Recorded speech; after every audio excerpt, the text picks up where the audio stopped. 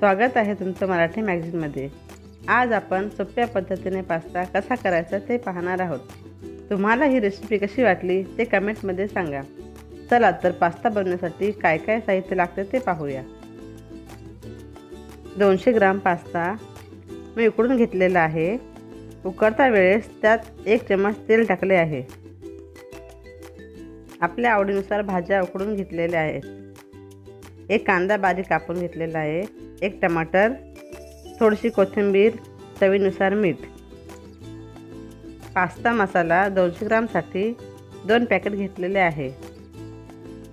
फोडणीसाठी तेल, कढईत 2 चम्मच तेल टाकले। तेल गरम झाले की कांदा टाकून लालसर करायचा आहे। टमाटर टाका। थोडेसे शिजले की उकडलेले भाज्या टाकून व्यवस्थित मिक्स करून घ्या।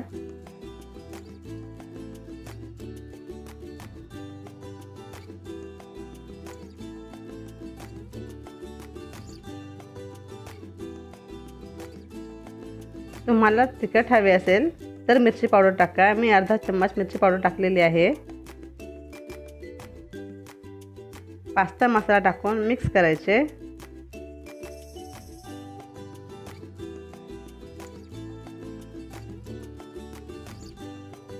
चवीनुसार मीठ टाकून मिक्स करा।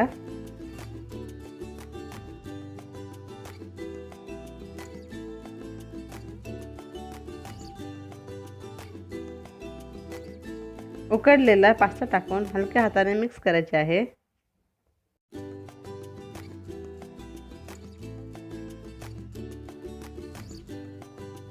कोथिंबीर टाकून मिक्स करूया।